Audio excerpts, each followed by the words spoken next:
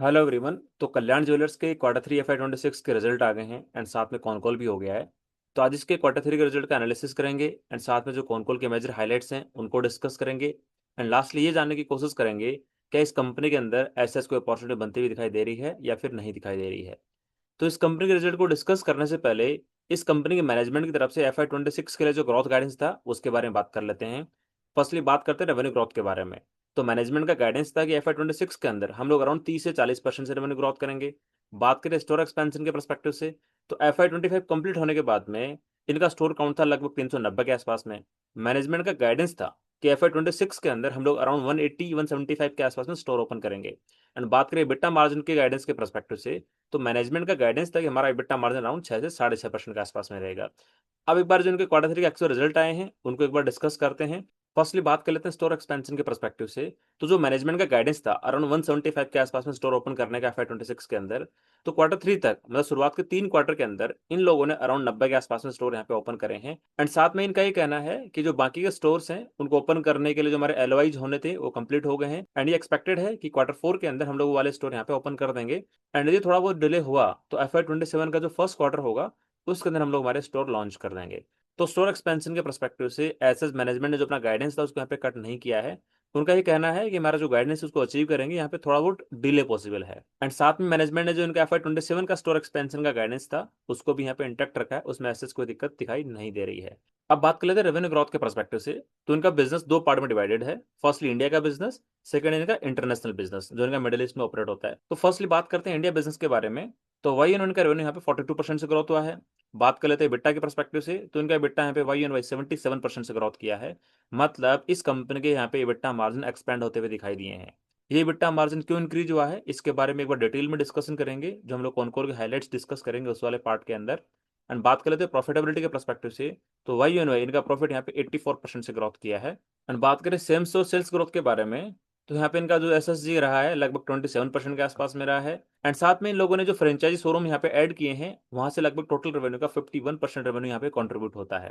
And quarter 3 के अंदर इन लोगों ने स्पेसिफिकली इंडिया बिजनेस के अंदर 21 शोरूम ऐड करे हैं एंड 3 शोरूम को यहाँ पे बंद भी करना पड़ा है, जिसके कारण का जो नेट शोरूम एडिशन रहा है लगभग 18 शोरूम का रहा है। एंड इस कंपनी ने जो इनका रेवेन्यू ब्रेकअप है मतलब region wise you can say south India वाला और नॉन साउथ इंडिया वाला, उसको यहाँ पे स्पेसिफिक मेंशन किया है। जो इनका साउथ रेवेन्यू है वो 34% से ग्रोथ किया है एंड जो इनका नॉन साउथ रेवेन्यू है वो यहाँ पे 47% से ग्रोथ किया है। एंड बात करें स्टड रेवेन्यू की, तो Y on Y जो उनका स्टड रेवेन्यू है वो अराउंड 50% से ग्रोथ किया है। मतलब मैनेजमेंट का साफ साफ ये कहना था कि गोल्ड के प्राइसेस बहुत ज्यादा यहाँ पे इंक्रीज हो गए हैं, जिसकी वजह से कस्टमर को हम लोग क्या ऑफर कर रहे हैं कि 22 कैरेट की गोल्ड की जगह 18 कैरेट की ज्वेलरी उनको ऑफर कर रहे हैं।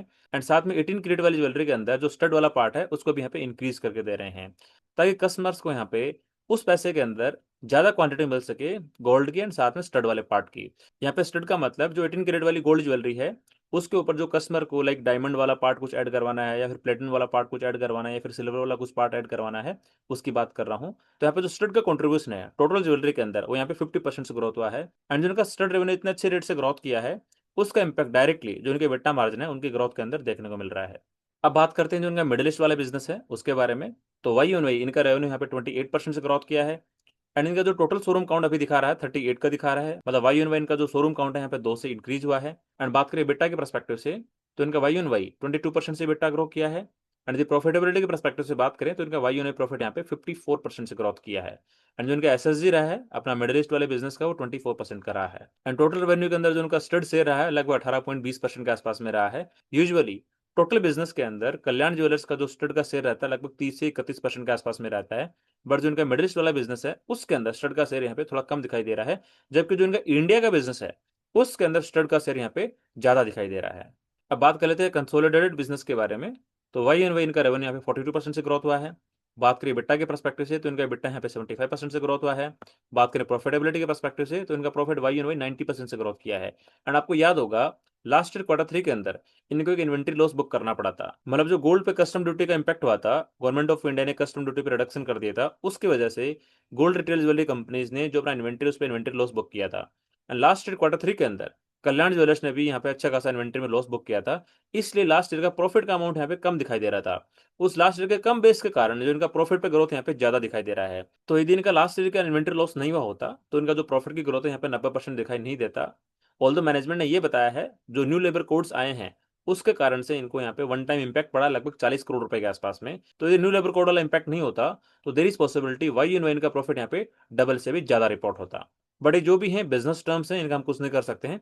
बट हाँ, जो एक्चुअल प्रॉफिट रिपोर्ट हुआ है 90% का, उसको हमें यहाँ पे कंसिडर करना पड़ेगा। अब बात करते हैं इस कंपनी की रिटर्न रेशियोज के बारे में। तो हमने जैसे पुराने क्वार्टर्स के अंदर डिस्कस किया था, ये कंपनी डायरेक्टली फोकस कर रही है कि हमारा जो नॉन जीएमएल वाला लोन है उसको कैसे रिड्यूस करें, जिसकी वजह से हमारे प्रॉफिटेबिलिटी ज्यादा दिखाई दे।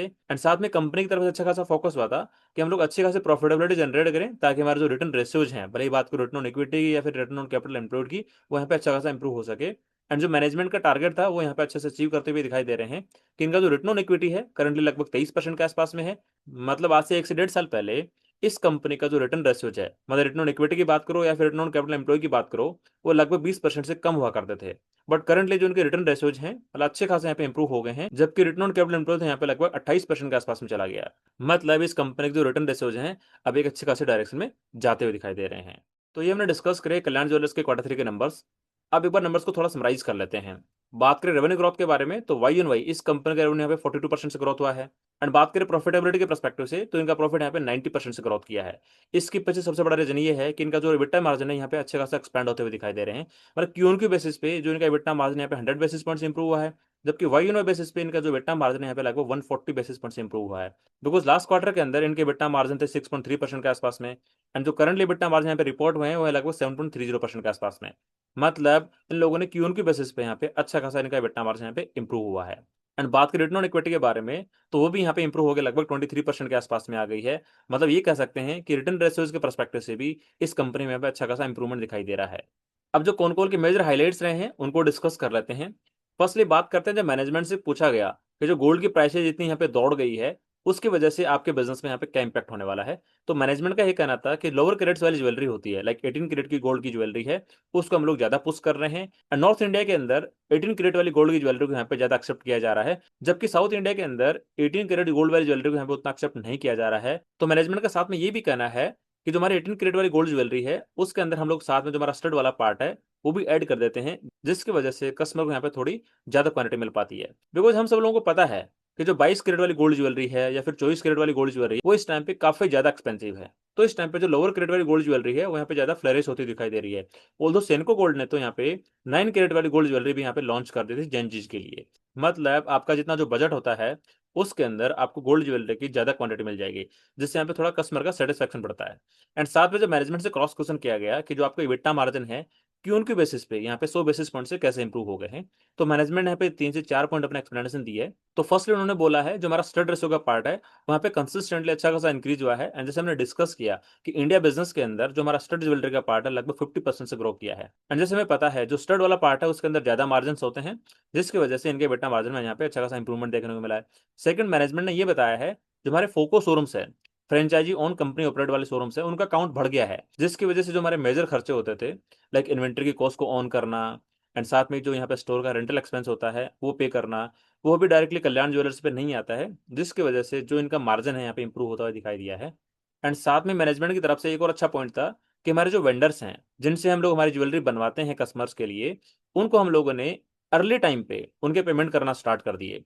मतलब जो हमारा पेमेंट साइकिल पहले लेट से 40 से 45 दिन का होता था उसको घटा के लगभग 10 से 15 दिन कर दिया, जिसकी वजह से हम लोग हमारे वेंडर से यहाँ पे अक्सर डिस्काउंट्स गेन कर पाते हैं, जिसका डायरेक्टली इंपैक्ट पड़ता है हमारे बेटा मार्जिन पे। एंड लास्टली मैनेजमेंट ने बेटा मार्जिन के परस्पेक्टिव से एक पॉइंट और ऐड किया कि हमारे जो कैंडर वाले शोरूम्स हैं, जो हमारे कैंडर वाला बिजनेस है वो प्रॉफिटेबल हो गया है। लास्ट ईयर तक ये वाला बिजनेस हमारा लॉस मेकिंग था, बट करंट क्वार्टर के अंदर कैंडर वाले बिजनेस ने हमारा लगभग 3 करोड़ रुपए का प्रॉफिट यहाँ पे रिपोर्ट किया है, जिसकी वजह से हमारे इस वाले बिजनेस वर्टिकल ने भी इबिटा के अंदर यहाँ पे थोड़ा बहुत कंट्रीब्यूट किया है। तो ओवरऑल मैनेजमेंट ने ये सारे रीजन दिए हैं अपने इबिटा मार्जिन क्यों इंप्रूव हुए हैं जो हमने डिस्कस किया अभी भी। एंड जब मैनेजमेंट से पूछा गया कि गोल्ड के प्राइसेज इतने वोलेटाइल हैं और अच्छा खासा इंक्रीज भी हो चुके हैं, तो क्या करंट क्वार्टर के अंदर कस्टमर्स का यहाँ पे अट्रैक्शन देखने को मिल रहा है, तो मैनेजमेंट का ये कहना था जो करंट क्वार्टर चल रहा है उसके अंदर जो कस्टमर्स का फुटप्रिंट है वापस यहाँ पे इंक्रीज होने लगा है। एंड जो हमारा करंट क्वार्टर है वो भी हमारे गाइडेंस के अकॉर्डिंग यहाँ पे अच्छा खासा बिजनेस डिलीवर करेगा। एंड मैनेजमेंट का ये कहना था कि हमारा टारगेट रहता है कि जो हमारा स्टड रेशियो है वो लगभग 30% के आसपास में रखने का हमारा टारगेट होता है, जिसकी वजह से हमारा जो बेटा मार्जिन है यहाँ पे अच्छा खासा दिखाई देता है। तो ये हमने डिस्कस किया मैनेजमेंट की तरफ से जो कॉन्कॉल थे उसके मेजर हाइलाइट्स क्या थे। मेजरली सबसे इंपॉर्टेंट पॉइंट यही था जो इनके बेटा मार्जिन इंक्रीज हुए हैं उसके पीछे क्या लॉजिक्स रहे हैं एंड क्या अपकमिंग क्वार्टर्स के अंदर वो सस्टेन हो सकते हैं या फिर नहीं हो सकते हैं। अब एक बार कल्याण ज्वेलर्स को अपॉर्चुनिटी के पर्सपेक्टिव से डिस्कस कर लेते हैं। तो करंटली इस कंपनी का जो मार्केट कैप है लगभग 40,000 करोड़ रुपए के आसपास में है। इस कंपनी की जो बिजनेस की ग्रोथ है लगभग 30 से 40% के बीच में है। एंड इस कंपनी ने लास्ट के 3 क्वार्टर के अंदर अराउंड 900 करोड़ रुपीज के आसपास का प्रॉफिट यहाँ पे डिलीवर कर दिया है। एंड जो Q4 के अंदर जो प्रॉफिट डिलीवर होगा उसके अंदर यदि माने कि लास्ट ईयर के Q4 के कंपेरिजन में अराउंड 30% से प्रॉफिट ग्रोथ यहाँ पे डिलीवर हो, तो एक्सपेक्टेड है कि कल्याण ज्वेलर्स का FY26 के अंदर अराउंड 1200 करोड़ रुपीज का यहाँ पे प्रॉफिट हो सकता है। तो FY26 की एक्सपेक्टेड अर्निंग के अकॉर्डिंग जो इसका फॉरवर्ड पी रेशियो निकल के आता है लगभग 30 से 31 के आसपास में निकल के आता है। बट हमें ये देखना पड़ेगा कि FY27 के लिए इस कंपनी का फॉरवर्ड पी रेशियो यहाँ पे क्या निकल के आता है, ताकि हमें बेटर क्लैरिटी मिले अपॉर्चुनिटी के पर्सपेक्टिव से। तो यदि ये कंसिडर करें, जिस तरह से कल्याण ज्वेलर्स का स्टोर एक्सपेंशन का रेट चल रहा है, उसके बेसिस पे ये कंसिडर कर सकते हैं कि FY27 के अंदर भी ये कंपनी अराउंड 30 से 35% से अपना प्रॉफिट ग्रोथ डिलीवर कर सकती है। तो इसका जो एक्सपेक्टेड प्रॉफिट होगा FY27 का लगभग 1500 से 1600 करोड़ रुपए के आसपास में होगा। एंड एज ऑन डेट इस कंपनी का जो मार्केट कैप है लगभग 40,000 करोड़ रुपए के आसपास में है। तो FY27 की एक्सपेक्टेड प्रॉफिटेबिलिटी के अकॉर्डिंग इस कंपनी का जो एक्सपेक्टेड फॉरवर्ड पी रेशियो निकल के आता है लगभग 25 के आसपास निकल के आता है। और इस कंपनी की जो बिजनेस की ग्रोथ होगी लगभग 30 से 35% के आसपास में होगी।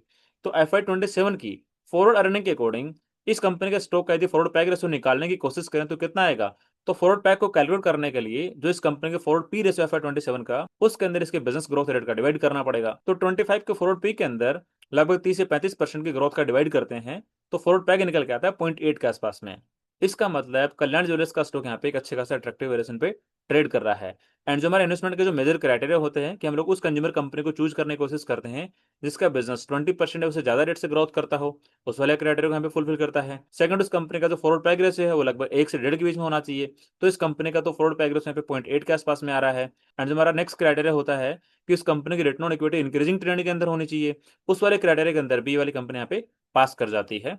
एंड साथ में कल्याण ज्वेलर्स यहाँ पे एक पैन इंडिया प्लेयर है। तो मेरे पर्सपेक्टिव से इस टाइम पे कल्याण ज्वेलर्स के अंदर यहाँ पे एक अच्छी खासी अपॉर्चुनिटी बनती हुई नजर आती है। ये जस्ट मैंने मेरा पर्सपेक्टिव शेयर किया है, ये मेरी तरफ से कोई स्टॉक रिकमेंडेशन नहीं है। आप लोग अपनी खुद की रिसर्च करना, खुद का एनालिसिस करना एंड जो आपके इन्वेस्टमेंट एडवाइजर हैं उनसे डिस्कस करके ये डिसाइड करना कि आपको स्टॉक के अंदर इन्वेस्टमेंट करना है या फिर नहीं करना है। एंड यदि आपका कोई डिफरेंट ओपिनियन या फिर क्वेरी है तो कमेंट सेक्शन में पूछना बिल्कुल मत भूलना। एंड यदि वीडियो आपको अच्छा लगा है तो लाइक जरूर करना एंड चैनल को भी सब्सक्राइब करना बिल्कुल मत भूलना। तो ठीक है, आज के लिए इतना ही, मिलते हैं नेक्स्ट वीडियो में, तब तक के लिए थैंक यू।